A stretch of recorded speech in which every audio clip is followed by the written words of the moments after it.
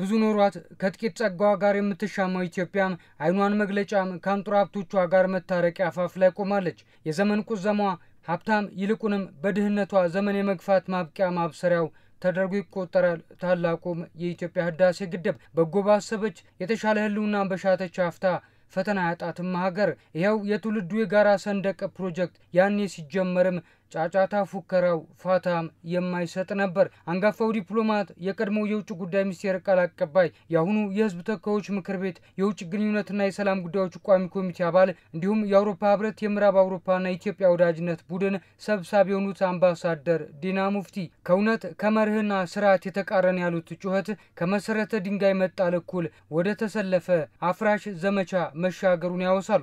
ከጅምሩ ግድቡ መሰረት ሲጣል በተለይ ግድቡን መኖር የሚቃወሙ የታችኞቹ ተፋሰሱ ሀገሮች ጋር በተለይም ግብጽ ጋር ይባል የነበረው በፍጹም ኢትዮጵያን ፕሮጀክት አትችልም አታረገውም የሚል ነው። የአባይን ውሃ በፍጹም መንካት አትችሉም፣ ይሄ ውሃ አይመለከታችሁም የሚል ነገር ነው የነበረው። 90% በላይ የውሃ ምንጭ የሆነው ሀገር ይህን ሲከለከል በጣም አስገራሚ ነው የነበረው። እሳቸው የግድቡ ግንባታ በተጀመረ ሰሞን የኢትዮጵያ እንደራሴ ሆነው ካይሮ ይገኙ ነበር። የአባይ መነሻን ከማያውቀው የታችኛው ተፋሰስ ሀገር ዜጋ እስከ ፖለቲከኛ ከተቋማት እስከ ተባባሪ መንግስታት ድረስ በየጊዜው ዘመቻ እየተለዋወጠና የተጠናከረ ስለመምጣቱም በምልሰት ይቃኙታል።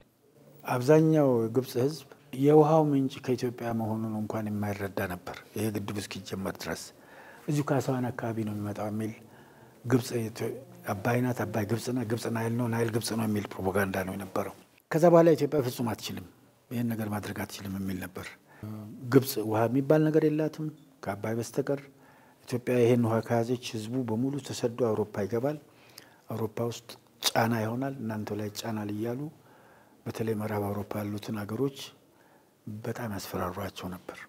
በጣም አድካሚ በጣም አፍራሽ በእውነትነት ላይ ያልተመሰረተ ነው የነበረው። ዛሬ ይሄው ብዙ የተፎከረበት ሀገር የተከለከለችው ኢትዮጵያውያን ከቶም ማያደርጉትም ተብለው የተናቁበት ፕሮጀክት በሚናፈቅ በስራቱ ሰሞን ላይ ይገኛል። ለግድቡ ዛሬ ላይ መድረስ የተደረገ ሙግት የዲፕሎማሲ ፍትጊያን በቅርበት የሚያውቁት አምባሳደር ዲና የታላቁ የኢትዮጵያ ህዳሴ ግድብ የፍጻሜ ምዕራፍ የሚቆጠር ለትውልዱም የሚሻገር አንዳች መልእክትን ያዘለ ስለመሆኑ አነሱ። ይሄ ፕሩቭ የሚያደርገው አንድ ትልቅ ነገር በኢትዮጵያ ደረጃ ይሄ ህዝብ እንደሚችል ይቻላል በይቻላል መንፈስ እንደሰራ ነው ይሄን ፕሮጀክት። ይሄን በማድረጉ ደግሞ ሌሎች ነገሮችን ማድረግ እንደሚችል ነው። ትልቅ ሬናይሰንስ ነው። በትዕግስት ውጤት ማግኘት እንደሚቻል በደንብ ይታያል። እውነትን ደግሞ አጥብቆ በመያዝ አንዳንድ ውጤት ሊመጣ እንደሚችል ከዚህ ተሞክሮ መማር ይቻላል።